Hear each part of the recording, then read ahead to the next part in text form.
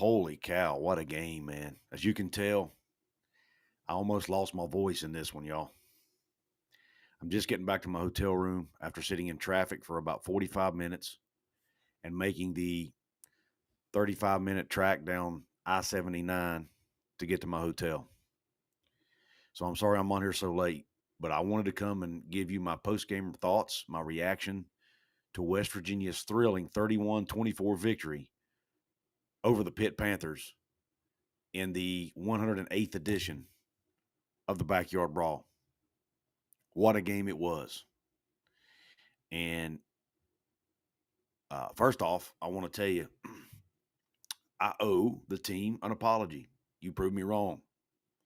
I will be the first to come on here and say I was totally wrong about this football team. I said the offense would not be able to score on Pitt. And they did have some struggles at part times in the game, but man, when they needed points, they got points. And they proved me wrong, man. And I have never been happier to be proven wrong in my entire life. I thank them for proving me wrong because this was emotional, y'all. This is one of the most exciting, thrilling, fun football games I have ever attended in person. It was worth every penny that I spent on the tickets. It was worth the 3.5 hour drive, the 2 nights in a hotel, the whole 9 yards. Getting to the Blue Lot at 8 a.m., spending all day there. It was worth every penny. Sitting in traffic, losing my voice. Absolutely worth it, man. I'll be honest with you. Everything. I was sitting in that stadium. It was 24-14 Pitt, and I was thinking, it looks like I'm going to end up being right because if you remember in one of my pregame shows, I said West Virginia needs to keep the game below 20 to win. The scoring in the teens, below 20s to win the game, and it was looking like that because I was like, man, West Virginia's not going to score more than 14 points, and Pitt's going to score 24 points. And I had predicted a 24-10 Pitt win. I'm like, man, I'm going to end up being pretty close to right on the score. But I did not want that to happen. I did not want to get on here and say I was right because I did not want the Mountaineers to lose this game. And it looked like they were going to. After being ahead 14-3, we saw Scotty Fox throw those 2 picks. We saw Pitt get some field goals off of those picks. Then we saw them come down and score a touchdown. Didn't look good for the Mountaineers, right? But boy, did some guys step up and make plays. And we're going to talk about the team stats in a minute. But, man, but back to the emotion of this game. Fortunately, I actually ended up sitting in the same section as someone I somewhat knew. And I turned around to him and I said, when West Virginia was making the comeback, I said, well, actually, let me back up a minute. Before that all happened, I was thinking, okay, the game looks like it's going to get out of hand from West Virginia, but they were only down 2 scores. They still had time. I'm like, Rich Rod runs that hurry-up style offense.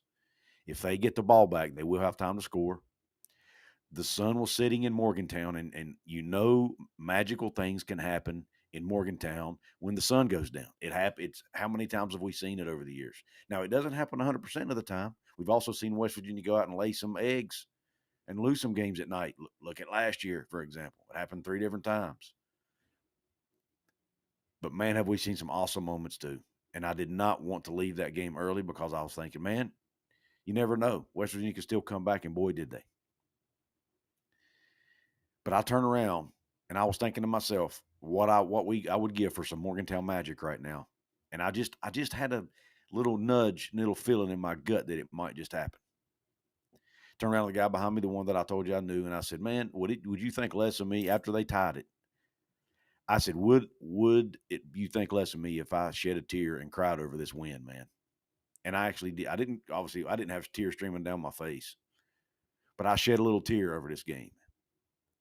The emotion around it, Rich Rod coming back, somewhat getting redemption. Obviously, the sting of that 2007 loss will never totally leave. He's admitted that. But for him to come back and get this win on this night in the fashion that they did it, is just phenomenal. The adversity they had to deal with, being ahead, then going down by 10 points. Was it 10 points? Yeah, 24-14. Late in the game, 5-6 minutes to go. Your starting quarterback being benched for the two backups who neither one played very well for most of their time in the game. For him to come back in, lead that team to that comeback win with your starting tailback out, with your best linebacker out, your one of your backup linebackers getting ejected for targeting earlier in the first half. There was some calls that went against them that shouldn't have, in my opinion. That there was no way, shape, or form that should have been a targeting call, in my opinion. The roughing the passer call on West Virginia's defense, all he did was tackle the quarterback, basically. They called roughing the passer. There was just so many, and the 2-point conversion they gave Pitt that shouldn't have been a 2-point conversion because the receiver's foot was out of bounds. Pitt players allegedly faking injuries when West Virginia was trying to go fast. All this adversity, but they pulled the game out. They never quit. They were gritty. They were tough. They were hungry. I think their conditioning helped late in the game, which Rich Rod has harped on, how that they want to be the most conditioned team in the country. It all worked tonight. West Virginia may go out and still not have a good season in the Big 12. But on this night, on 9/13/2025, the West Virginia Mountaineers pulled off a very improbable comeback.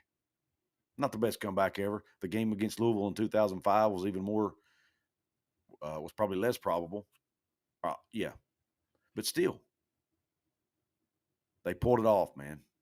The crowd was absolutely phenomenal. Very, very few empty seats in that stadium. It was loud.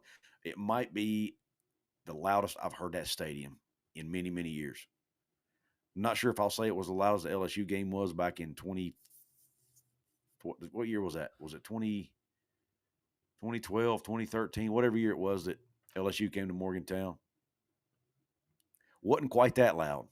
Maybe it was. I think at times it actually was. I'll be honest with you.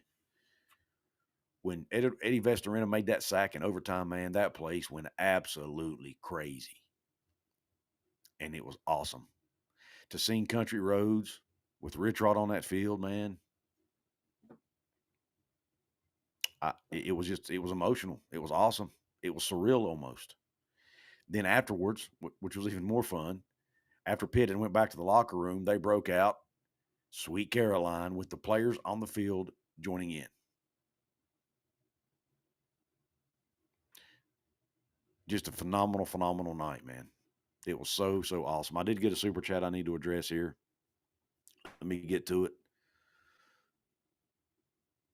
Man, what a game. It's from Big E7375. Thank you, brother. He says, have a beer on me. Post, brother. Thank you so, so much, man, for the support. Thank you all for being in here, whether you're watching on the WV Sports Chat Facebook page or you're watching on Couz's Corner on YouTube. Please hit the like button. It pushes it out to more people. And please leave your comments in the live chat. And even if you're watching this on the replay and you didn't catch it live, all that stuff still helps. But yeah, let's go ahead and talk some stats real quick. I'm not going to be here long, guys. I'm exhausted. I've been up since about 6:30. Did not sleep well last night at all. I'm probably going on about 2.5, 3 hours of sleep at the most. For whatever reason, I could not sleep last night in my hotel, so I'm tired. But I was excited to do this show because, man, what a night it's been, and I wanted to do it. I love doing these post game shows. They're fun. Anyway, the team stats. Let me see if I can do a screen share. So you guys may have already seen this. I mean, the game's been over now for quite a while, but again, I was traveling and sitting in traffic. Go ahead and pull this up.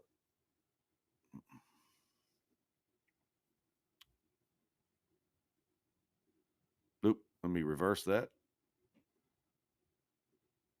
There we go. Now, first downs, 28-14 in favor of West Virginia, or 28-15 rather. And at halftime, West Virginia only had 15 first downs. Rich Rod said he likes to get 25 a game. It was not, so they were on pace to do it. In double 20, I think they had 15. Anyway, in double 28. Third down efficiency. Neither team did very good. Pitt 4-17, West Virginia 5 of 17. But West Virginia was 2 of 3 on fourth down, and Pitt was 1 of 2. Total yards, West Virginia outgained Pitt 434 to 349. Pitt had more passing yards, 303 to 260. 22 of 32 was the passing numbers for West Virginia. The 2 interceptions, obviously both by Scotty Fox. The true freshman led them on a scoring drive when he first came in the game, but then he had those 2 really ugly picks deep in their own territory. Tough situation for that true freshman to be in right there, honestly. Rushing, look at these numbers right here. This is one of the things I said had to happen for West Virginia to win this game. One of the things I said had to happen ended up not having to happen. The game did not need to be in the teens or below 20. But the other 2 things happened. One was I said that this was in my last video, not the one I did with Jonathan, but my previous one. I said that West Virginia needed to stop the run and force Eli Holstein to beat them, and also said they need to, put a lot of pressure on him, and the defense needs to win the game, which that kind of went along with my score, but still, that part of it came to fruition. They held them to only 46 yards rushing. Now, Des Reed went out. I understand that plays a role, but look, there's no sympathy here, right? West Virginia's best tailback is also out, or the one who started at the beginning of the year, Jaheim White, the all Big 12 preseason performer, is out for the season. So there's no sympathy here. Injuries happen. Pitt's running back didn't step up. The offensive line didn't play well, and West Virginia's defense outplayed them. West Virginia averaged 3 yards per carry to Pitt's 1.4. If you can hold opponents to 1.4 yards per carry, you're going to win a lot of football games. Penalties. Pitt had 14, even despite some penalties that went against West Virginia, I didn't think should have. Pitt still had 14 penalties in this game. Now, Pat Narduzzi in his postgame press conference argued that there should have been a lot more called on West Virginia. But if I'm not mistaken, was this not an ACC crew? I don't know for sure. I wasn't watching it on television. You guys tell me. But nonetheless, 14 penalties on Pitt. So West Virginia played a cleaner game. They didn't beat themselves, which was one of my keys to the game that I did with Jonathan. I said they got to play clean football. Other than the 2 picks, they did that. Obviously, Pitt had the 2 turnovers. West Virginia did have the 1 interception by Darian Lewis, which was a huge play in the game. Pitt was driving down, getting ready to score. He intercepted in the end zone to lead points off the board. And then time of possession, West Virginia wins that 31 minutes to 20, right at 29 minutes, according to ESPN. So, those are your team stats. Man, golly, what can I say about this West Virginia defense? They just played a phenomenal football game. Like I've said more than once on this show, this defense is going to keep this team in a lot of football games. A lot of games. I love the way they fly around. I love the way they play with aggression. They swarm with the football. It's hard to tell who makes tackles. I can't sit there in the stands and tell you who's making tackles because there's always multiple guys around the ball. It's hard to tell who gets credit for the tackle. I love it, man. I love it. And Zach Alley's doing a great job scheming stuff up. You can tell we've all heard about his intelligence. Now we see why, right? Doing a great job putting these guys in the right position to make plays. You saw Ben Cutter step up and have a great football game. Reed Carrico played pretty well tonight. Darian Lewis had another good game. That's a safety spot. Players just continue to make the defensive front. I applaud you. You played a good football game tonight. Let's go ahead and look at let's go ahead and talk box score while we're on that topic. Nico, let me stop here for a minute. I saw Nico's dad come up to him after the game and praise him for what he was doing, how he played. That young man just is a flat-out winner. He doesn't always play a perfect game, but he is a flat out winner. And I think after this game, in my mind anyway, there is zero doubt who should be the starting quarterback for this West Virginia Mountaineer football team. It should be Nico Markiel. End of discussion. He earned it tonight. He led that team down that field in big scoring drives, in big moments when they needed it. He was a leader, and they followed him.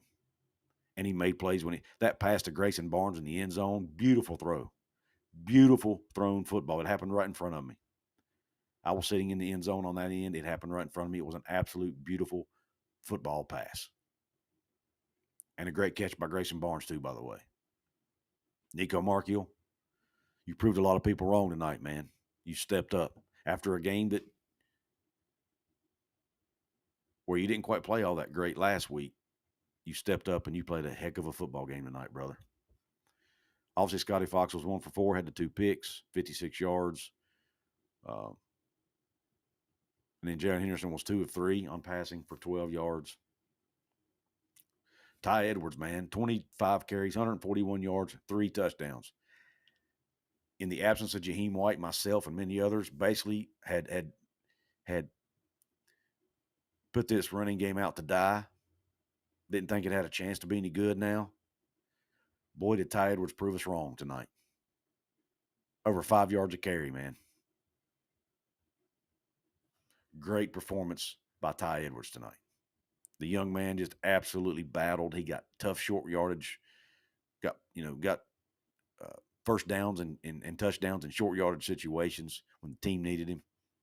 Used his body, his size, his strength, his will, his faith. He talked about that in the postgame a lot, to make plays.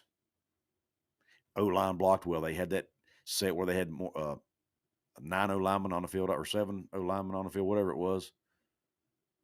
I think they call it the bunch formation or whatever they call it. It worked tonight. Rich Rod had to find ways to scheme to have success in the run game. He did that tonight. So kudos to Rich Rod. Now, bringing Scotty Fox in the game ended up not being the greatest decision in the world, but it ended up bringing Nico back in, ended up fixing it. So we'll allow it, right? Clay Ash had 12 carries for 37 yards. Look, he didn't wow anybody, but he made some plays. Got some tough yards when they needed it. Made that one catch when Nico was almost sacked in the second half, and he lobbed it up to Clay Ash. Clay Ash made a play on that one. He's just a solid football player. Does what he needs to do. Kudos to him. And obviously Grayson Barnes, 5 catches, 58 yards, the one huge touchdown that tied the game. I think it was the one that tied it in regulation, at the end of regulation. But, man, not enough people are talking about the game Rodney Gallagher had. He dedicated this game to his charity, to the kids who have lost their parents. Had the sticker on his helmet the whole bit, and he went out and he got 7 passes for 61 yards tonight and made some good plays. Had a long of 20. Was just a chain mover. Had a solid night. Led the team interceptions with 7. No touchdowns, but man, when they needed to play, they went to Rod. They were keying on Cam Vaughn. They were not going to let Cam Vaughn beat them. But Rodney Gallagher was able to pick up the slack and make some plays. Most of them were in short yardage situations or short pass plays, screens, whatever. But Rodney Gallagher made plays. Hats off to that young man for the game he played. Justin Smith-Brown, how about that one reception, but it went for 56 yards all the way down to almost to the goal line. Great play by him. Cam Vaughn, 3 catches, 34 yards. Clay Ash had 32 yards receiving tonight. Preston Fox with a catch and Jacob Barrick with a catch. How about this defense? Look at here. Darian Lewis and Ben Cutter both with 8 tackles, total tackles. And Tarnu had 7 tackles. You don't see one guy with most of the tackles. You have, because the team swarms to the football. They swarm to the football. KK had 7 tackles. Fred Perry and Reed Carrico each with 6. Curtis Jones and Michael Coach each had 5. I mean, all the way down here, Eddie V had 4. Eddie Kelly had 4. I watched him make some plays. By the way, saw him carrying his little girl in his arms after the game. Very cool moment, by the way. Just you keep going down the list, man. Even Keyshawn Robinson got in on the action with a couple tackles. Really, really good performance tonight by this West Virginia defense, man. I just cannot uh, stress enough how good that they outplayed Pitt's defense tonight. A defense that is heralded, a defense that even myself has talked about how good they are. They were tops, you know, 25 or 30 in the country in multiple categories. Now, again, we had to take competition into consideration, right? But very good defense. Had a lot of returners back from last year's defense that was really good. West Virginia stepped up to the challenge and outplayed Pitt tonight with 80 new players, folks.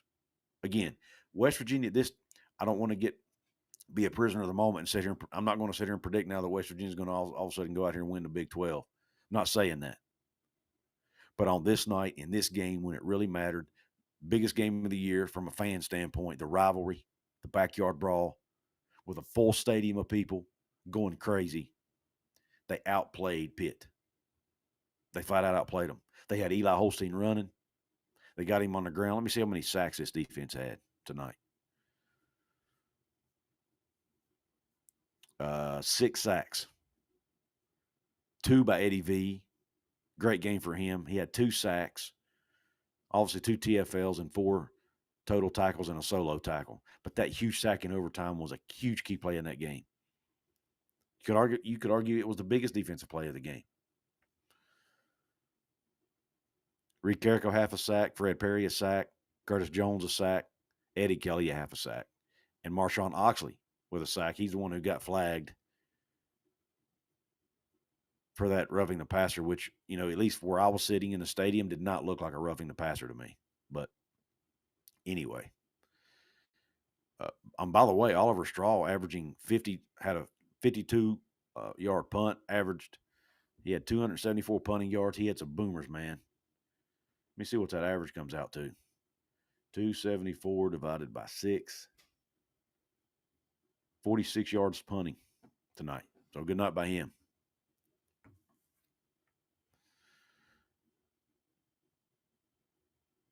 Now, Pitt's punter, you could argue, had a better night, but still, not a bad night by Ollie Straw at all. Pitt's best performers of the night, obviously, Eli Holstein had he was 22 of 37, 303 yards, a touchdown, and a pick. So not a terrible night. It wasn't a terrible night by any means, but wasn't good enough to win the football game. Struggled to run the ball. Jules Goff only had 37 yards rushing. Desmond Reed had 30 on 6 carries. Losing him really did hurt them. It did.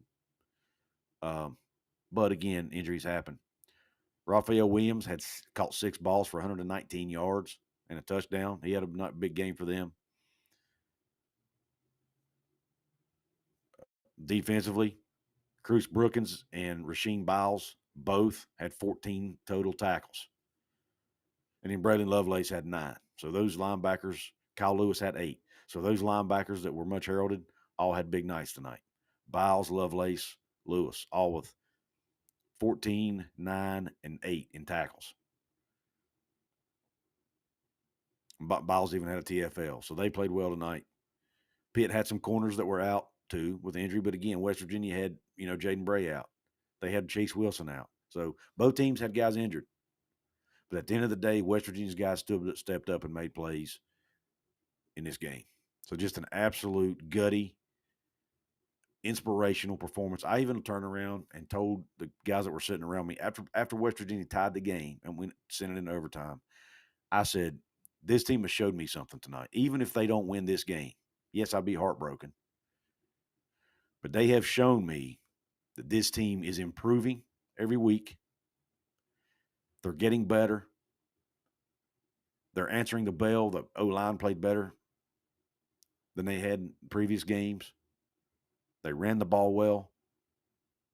Pass game still has some work to do, but they even passed it better tonight than they had, especially at late. Nico stepped up and made some big-time throws tonight, y'all. And they showed me something. They showed me grit. Even if they hadn't won, they showed me that they're never going to quit, never going to give up, and they're going to be in just about every football game they play because of their grit, their determination, their hard edge, their conditioning, the never say die attitude. and that defense that just swarms the football. It is so fun to watch this football team. It, even the Ohio game, which was not a great day.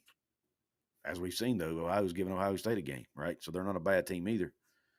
But that defense was at least fun to watch during the Ohio game, forcing 3 turnovers. That defense is just so fun to watch. And by the way, how y'all like my new hat? I picked this up at the hotel I stayed in last night. Pretty cool. I was sitting in a section that was wearing gold, so I thought, why not? I had another hat with me, but I really like the Mountaineer logo. So I bit the bullet and bought me one. Let's go ahead and get to some comments here. I know I've missed a bunch. I won't be able to get them all. Trick No Good, who's a VIP member in the house. Thank you, Trick No Good. Big E in the house. Says Nico proved tonight it is his team. Absolutely. He took the bull by the horns, said, this is my team. I'm carrying them to victory. Jed Drenning, and one good thing is I get, be sitting in traffic gave me an opportunity to listen to almost the entire postgame show with Jed Drenning and the guys. And he harkened back to, Nico, that game in high school when Nico brought his team back and that like 17-point comeback in just a couple of minutes or whatever it was when he puked on the football. He told Nico in the locker room, he said, the only thing this game was missing was you puking on the football. But other than that, you did it basically the same thing. Real quick, before I forget, I need to give a quick shout out to my sponsor. So let me do that real quick, guys. I got to pay the bills. So stick around. I'll be back in about 2 minutes.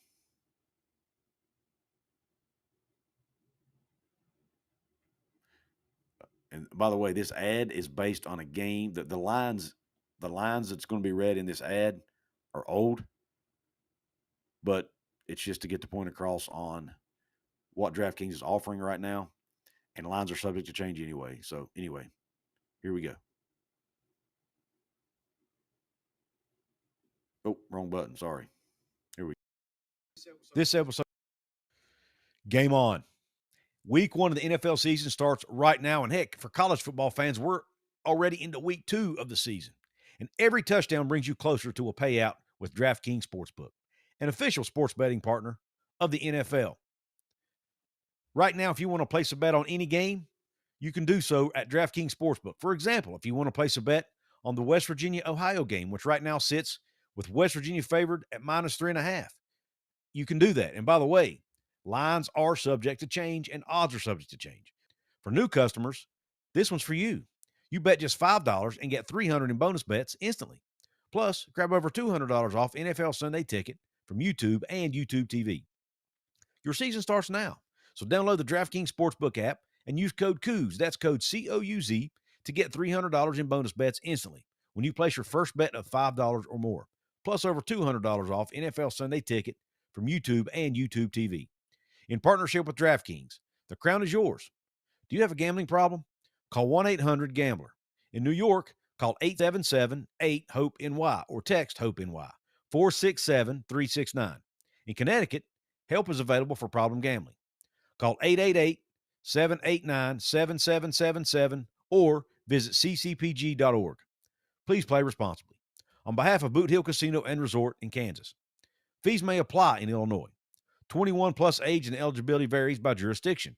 Void on Ontario. Bonus bets expire 7 days after issuance. See sportsbook.draftkings.com/promos. NFL Sunday Ticket offer for new subscribers only and auto renews until canceled. Digital games and commercial use excluded. Restrictions apply. Additional NFL Sunday Ticket terms at youtube.com/go/NFL Sunday Ticket/terms.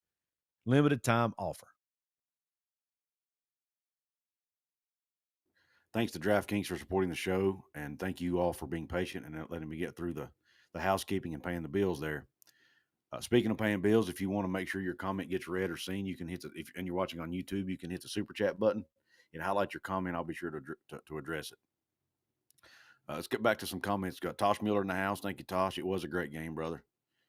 Josh Scritchfield. Did you see any batteries? I did not see batteries or bottles on the field, by the way.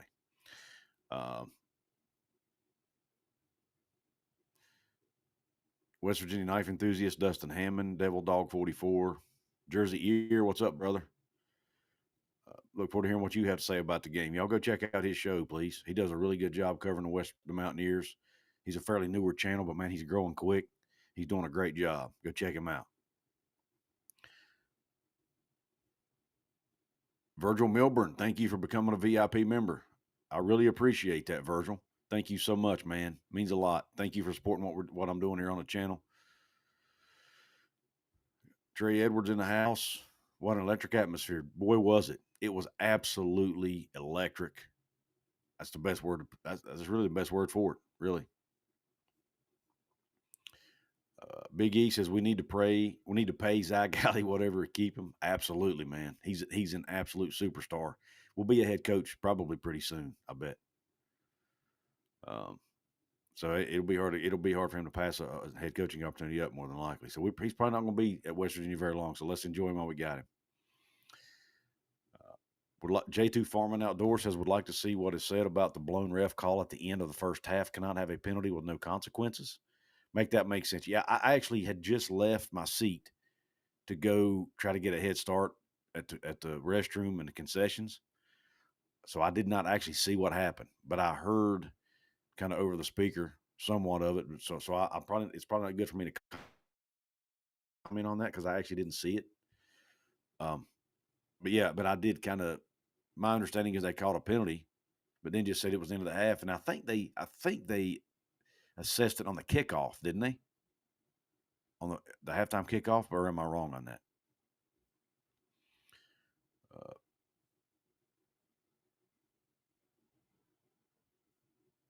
I don't know what the struck by lightning comment. I must have missed something on that one. Eddie V did want that win, man. He played a heck of a football game, and I'm so happy for him. After he had to miss that last season with that injury, I was happy for that guy, man. I'm so happy for him. He's such a great mountaineer, great guy. Thank you, Samuel. Obviously, I'm not going to be able to get to every comment, y'all, but I'm going to get to as many as I can. We got Randy Tubman in the house. Travis Overdorf, Veritax. I think I mentioned Brad Boo. Brandon Bailey, a VIP member, says, yes, ACC crew. But yet, he wants to get – and I mean, it doesn't matter who the crew is, but yeah. West Virginia had some bad calls go against them too. Pat Narduzzi just needs to tell his team to stop committing penalties, the way I see it. Mountaineer Magic, Couz. Mountaineer Magic. Absolutely, baby. Absolutely.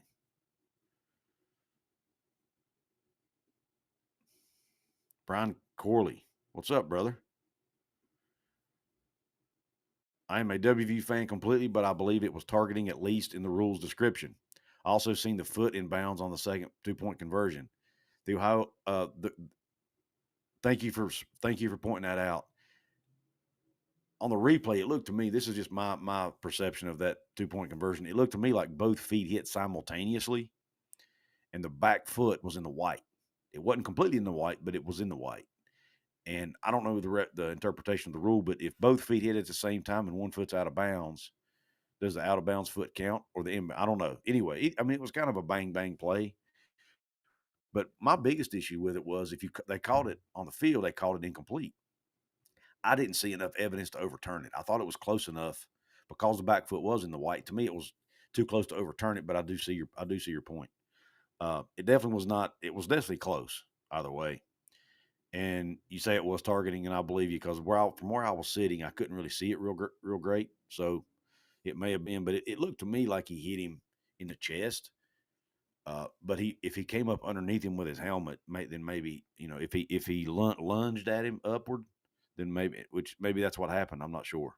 Again, I didn't see it great, but the replay I saw in the stadium didn't look like targeting to me. But the Ohio loss last week shouldn't have been an indicator that WVU was going to go 1-11. Ohio's a good team, and it's full of experienced seniors. They played a great game this week against the number one team in the country.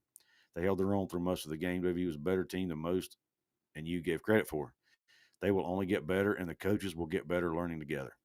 New players, new coaches, new schemes, learn together. Absolutely. And I admitted when I first got on here, I was wrong, and I was so happy to be proven wrong.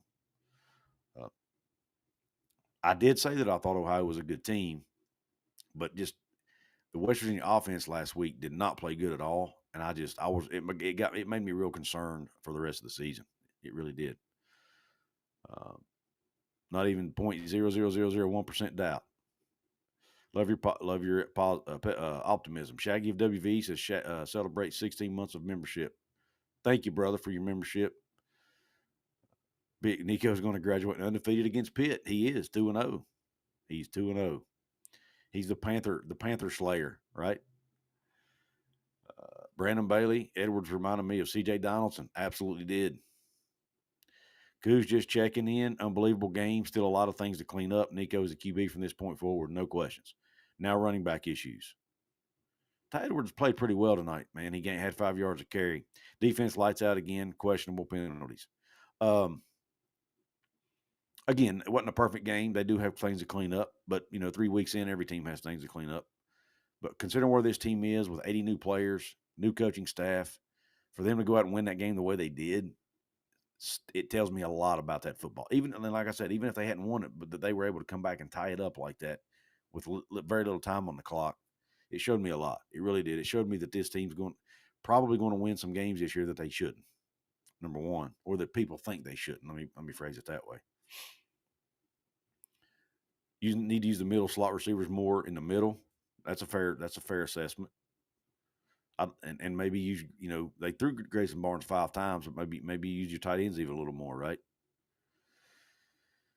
Evil Cowboy, Brandon Pickrell, Daniel Sargent, Bob Swinger. Thanks, Bob. It was a good win for the Big 12 too, Stormy Cyclone. It was a good win for the Big 12. Jill Rowling says, glad we beat Pitt, the refs, and silenced the commentators. Even my friend, who is completely neutral, said he was disgusted with the refs and commentators. Great comment. Thank you for that. Curtis D16. Hope the offense we've seen at the end of the game into overtime what we see for now on. I hope so too. Maybe they finally turned the corner and started getting things clicking. Man, you never know. Sometimes it just takes time. Ty Edwards should get the majority of the carries from now on. And I think he will, but I think Clay Ash is still going to be a part of the team because he knows what to do out there. He's a veteran, and he's going to give you solid play. May not give you an explosiveness that you want, but he's at least going to give you some solid play and get you a few yards here and there, right? Daniel Sargent, Big Dan T's in the house. 34 months of membership. One of my original channel members, Big Dan T. Thank you so much. Says driving home, eat shit, Pitt. And that echoed throughout the stadium a lot tonight, by the way. Luke Armacost, Love Sports, John Kelly. Ravens in the house. See if I got any more comments from the back foot hit first, but not by much. Yeah, it was a close one regardless. Let's see. It was targeting. Okay. Thanks for clarifying. Fair enough. What about the roughing the passer call? Do you think it was the right call? WVU outperformed my expectations, and I'm so proud of them. Fantastic catch by our punter, Mr. Straw. That was another thing that also happened on when you're sitting in the end zone. The one downside of it is when things are happening on the other end of the field, you don't always see it real good. But yeah, Oliver Straw apparently made a great catch on a snap on a punt to save a potential safety or touchdown for the other team. Stuff like that, man. Just little things like that help you win football games. The stuff that don't get noticed in the stat book, and even by some fans like myself who didn't see it from my seat, but coaches notice it. Like people like Jed Drenning notices it. They notice it because of course, obviously he was there on the sidelines with the team. Clay was better today, Raven. He ran hard today. Clay Ash runs hard. He had some great catches out of the backfield. The one play, like I mentioned earlier, where the guy had Nico in his grasp. Nico was able to kind of lob it across the wide side of the field to Clay, and Clay made the catch and got some yardage, man. So it was good. Thank you for that comment. Tanner Rogers in the house. Wet Blanket. What's up, brother? It was not the right call. He said hit the field. That's why they called it. Yep, that's what I thought too. The flag before the half didn't make any sense. I agree. All right. We all listen. It's 11 o'clock at night. I'm in a hotel, so they're probably mad at me for being loud. I'm exhausted. I got to get a shower, get into bed, and drive home tomorrow. So thank you all for hopping on here for this post-game reaction. I'm sure I'll have more videos to do on this game as I have time to reflect as I drive tomorrow. I'll also be looking at some PFF numbers and things like that I'll probably come and talk to you all about. Thank you all for jumping on here with me so late. If you're watching on Facebook, whether you're watching on YouTube, once this is over, go over to the other page and like what we're doing over there. It's the WV Sports Chat Facebook page that Jonathan and I are running together. And then it's the Couz's Corner, obviously on YouTube. Please support us both, what we're doing, and all of our work. You can obviously also go to wvsportschat.com, see our written work. Uh, Speaking of that, the fine folks at Appalachia Digital designed that website for us. Thanks to them for being a sponsor here. Go to appalachiadigital.com/Couz. Let them know I sent you. Check out their site. Let them know if you need a website built or rebuilt, or if you want to get found easier on Google with your current site. They can help you with all of that. Go check them out. appalachiadigital.com/Couz. Thanks to the fine folks at Rogue Media, Rogue Sports Network. I'm happy to be a part of.